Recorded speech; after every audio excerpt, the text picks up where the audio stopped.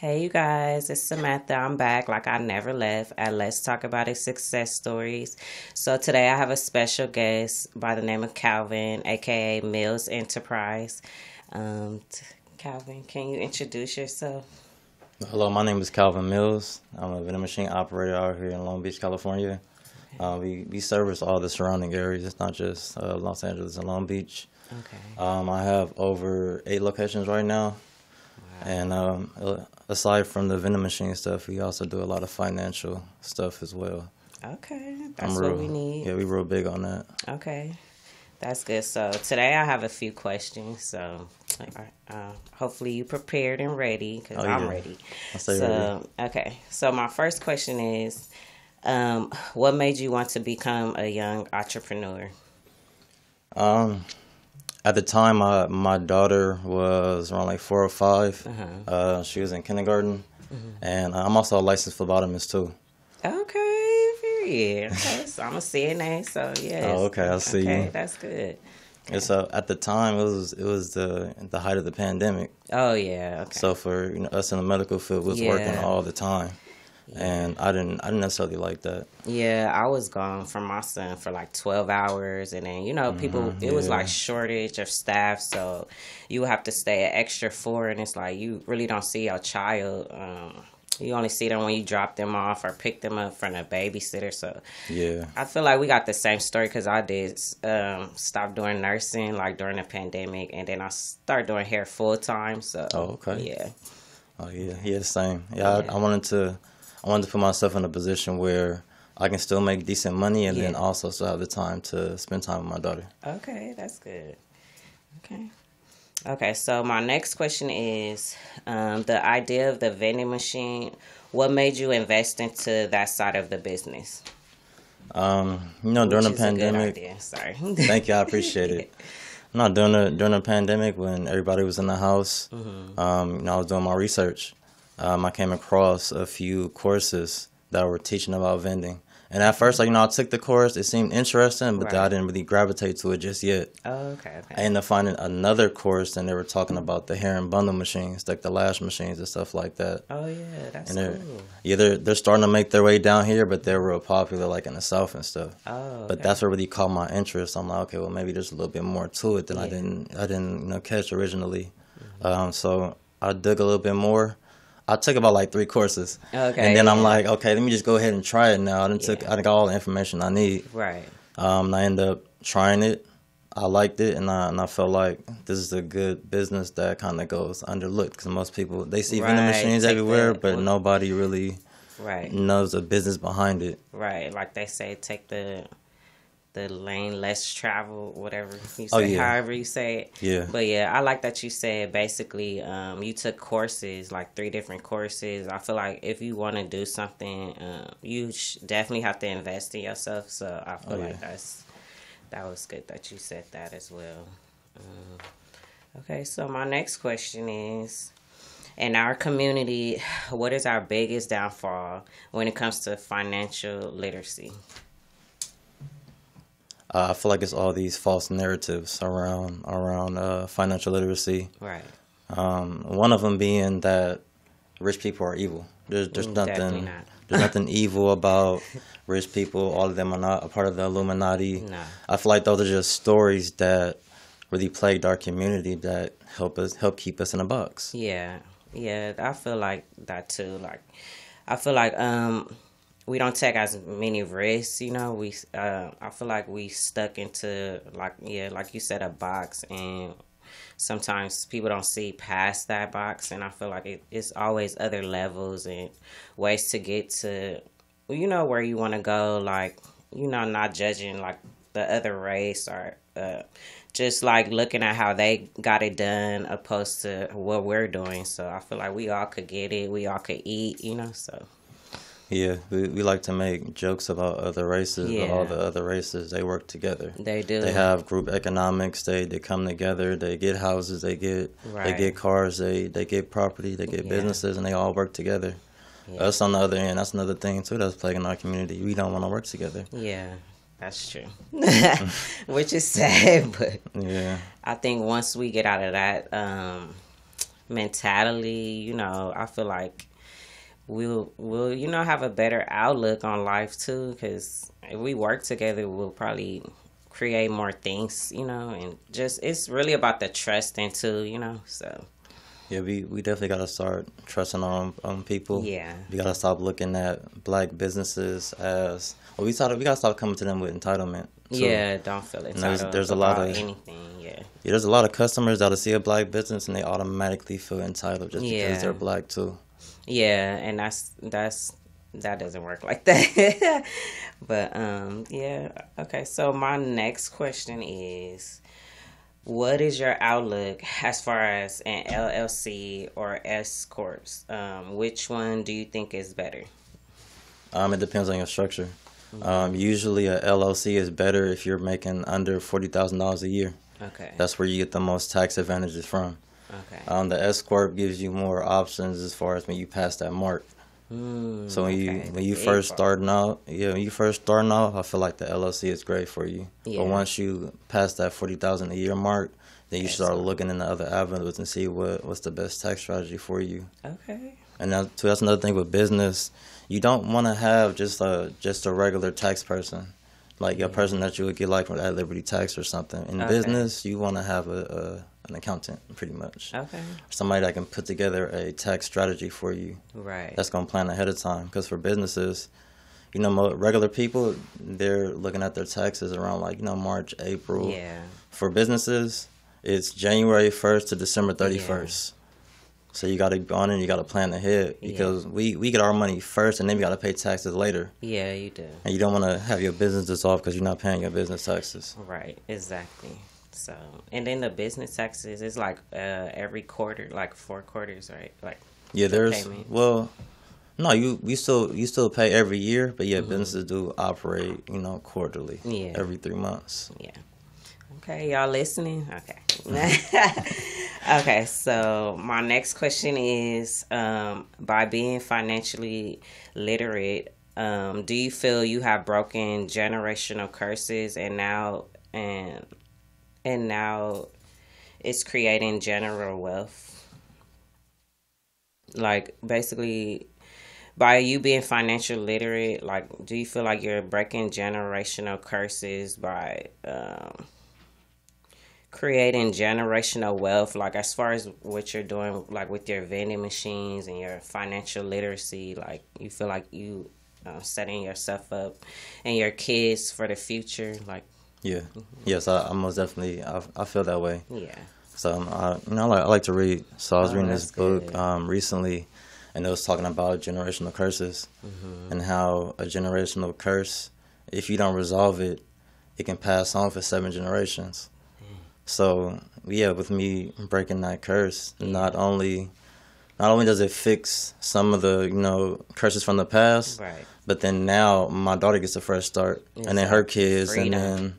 Yeah. and then to my daughter has a gumball machine, and she's a Okay. part of the business too. If you watch That's some of my good. content, you'll see her Okay. restocking some of the vending machines, and that's why I Yes. like it too. It's a very kid friendly type of business. That's good. That's very smart to, involve your kids early with business and stuff like that, so they already know what to do. They're not dependent, So that's real good. Yes, and you can pay your child. You can pay your child up to $12,000 a year, tax free through your business. Okay. So that'd be a Yeah, good I way seen you to. say that earlier. I was like, okay. Yeah, it's a good way to to get their retirement ready early. Or if they Exactly. wanna, by the time they hit 18 or 21, 25, they wanna start a business. Right. They got that money that's been sitting there for over 10 years, Yeah. and that compound interest. And that's no, you don't know nothing about no compound interest. You don't know nothing about none of that. Exactly. We're always So on the that's wrong why. side of it. Yeah. So that's why it's good for them to know like early. Hell yeah. Yeah. Okay, so my next question, what advice would you give before going into the vending machine business? What advice I would give? Yeah. A lot of people probably not gonna want to hear this, but I would say get your mind right. Don't go into it thinking it's a get rich quick scheme. It's Yeah. really not. It's a very slow grind, but it's worth it because that slow grind over time is gonna build up to a point to where you don't have to go to work if you don't need to. Right, right. Right? If you get fired and you don't got no money coming in like for the next couple of months, at least you got your vending machines over here working for Exactly. you. Or, if you own your stuff and you working, now when you go do an 8-hour shift, your vending machines did another 12 for you. Yep. Or however long that business is open for that day. Yeah. Okay. Yeah. You smart. Okay, so my next question is, what are great places or businesses that should have vending machines in their stores?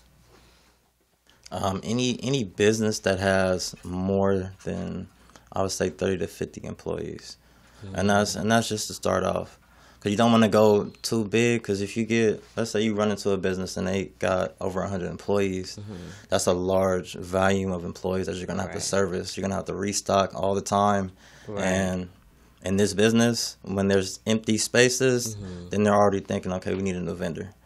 So Yeah. you gotta be on top of it. So I always tell people it's better to start with the location that got 30 to 50. Right. You still gonna make a little bit of coin, but you're gonna get your experience, you're gonna get your feet wet, and Yeah. then you go try to get those larger locations because now you know how to handle them. Exactly. That's cool. You got to start somewhere, I feel like. And then sometimes people want to start big first, and it be like, it's like levels Yeah, to it. So, yeah. They don't be in it for the long haul. They're just trying to get some quick little like when money. you really want to make it, I feel like it really take time. You're not gonna get there quick. So, like, some people do, but I feel like when you work harder, it just means so much more to yourself because you did it. Like, you know. So, my next question is, what advice would you give to parents that are entrepreneurs but want to create generational wealth for their kids as well? I know you mentioned what did you say? The child tax credit. Yeah, the child tax Yeah, credit where you that's. pay the 12. I would definitely be doing that. Yeah. At least 12, because that's tax free. Right. So at least put 12,000 a year. We'll pay your child $12,000 a year. But not only that though, too. Set a retirement plan for them early. So with that early retirement plan, with them being so young, by the time they even need it, you're not putting in a whole bunch of money. That part. You can put in a little amount, and it's compounding over years, like Right. about 2-3 decades. Oh yeah. So it's like that. That's where a majority of your money, well, their money is gonna come from by you just Right. putting that in early. Okay. And what do you think about like trust funds and stuff?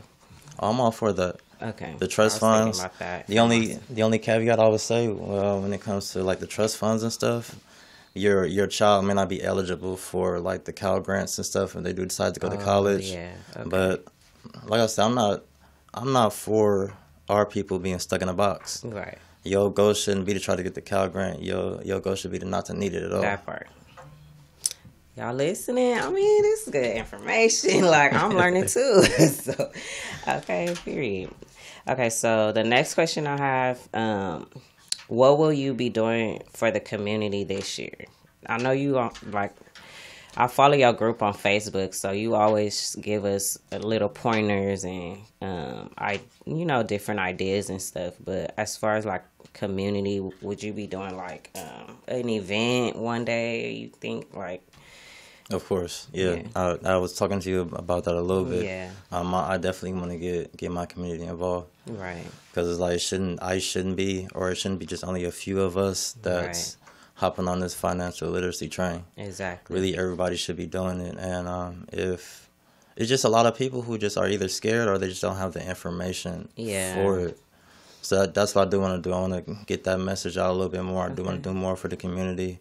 What we do as well is, because in the vending business too, sometimes there's spoilage. So if I know I got snacks, like we'll pull them about a week before. Okay.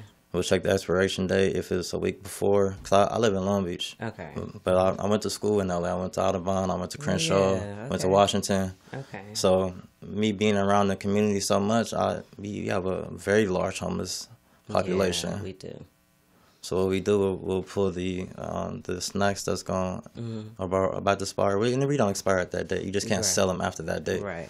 But we'll pull them beforehand and pass out the boxes. Right. I know where they all be at. Okay. We all pass them every day when we driving. Yeah. Here's a box, opposed to us just throwing it in the trash. Oh, that's a So blessing. yeah, I definitely want to get my community involved as much as possible. Yeah, and I'll be down to help with the event as well. So I mean, I like to give back. So I'm helpful. Period. So I like that. Okay, so my last question, I feel like, would you be down to teach a group of students financial literacy? Of course. Yeah, that's Yeah, I feel like that's where. that's what the channel was supposed to be for. Okay. It's not just like the entertainment or just a Right. relationship type of stuff. I mean, even though we talk about that too, Right. because psychology was my major. Oh, okay. I'm real big on psychology, and Okay. that's another thing that we need in our community. Yeah, we do because it's like we, just push stuff like under the rug and just keep going. We don't ever go back to it, heal from it. I feel like we need to do better as far as that too. So Yeah, we got a lot of unhealed trauma within our definitely, community, and that could be a large barrier too when it comes to the financial side, because exactly, we're fighting battles that a lot of the other races don't have to fight. On top of us already starting late. exactly. Starting late, trying to prove ourselves. It's a lot that we go through that we really necessarily don't have to. But I feel like the healing yourself. I feel like that, like you said, get your mind right. That really is true because like if you go into business for yourself and you don't really have your mind right or you don't know what you're doing, it's just gonna be like all over the place. So yeah, Yeah, people hate to hear that. Get your mind right, because they want the quick answer. They yeah, want to know, okay, well, how'd you get here? I right. got my mind right first. That part. That's how I got here. Exactly. Because a lot of people, they going into business and they're just chasing the dollar. When, just like you said, it's about building a community, and then the dollars will come. Exactly. You take care of people, they'll take care of you. Definitely. Yep, each one teach one. That's Oh what yeah. really we trying to do, show you guys it's possible. Like that's why I set this platform to bring successful entrepreneurs like Mr. Calvin, to like wake us up and just keep us in tune like with what's really going on because sometimes we be blind, lost, we don't know what's going on. And I feel like he gave a lot of great advice. So I hope that you guys definitely got something out of it today. And do you want to give like any shout outs or anything? Or any Um, upcoming like we're, things you have going on for your we're, platform? we're always working on something. Okay. You guys can feel free to follow me at Calvin Mills on Facebook. You can follow our group, Vending the Mills Way, or Mills Enterprise. That's our business page on Instagram and Facebook. And we talk about all type of financial tips. We talk about credit. We talk about houses. Talk about FHA loans. We talk about saving tips. Investing, stocks, everything. It's so many different ways to build that generational wealth. You just gotta get past that hurdle. Okay. And then I just have one more question. Oh, yeah, So go. would you ever like think about teaching a class about that? Yeah, Like yeah. for I asked about the students, but for like our community, like I feel like you should do that. Yeah, no, most So, definitely. That's what the financial tips and tools is yeah, for. It's I'm kind of like I an would definitely extended. attend. No, I'm just kidding. Yeah, no, But it's this is just like this. Just it's not all of it's more to it, but this just a glimpse of it. So that's why right. I'm like Yeah, and that's another thing I want to say to business owners too.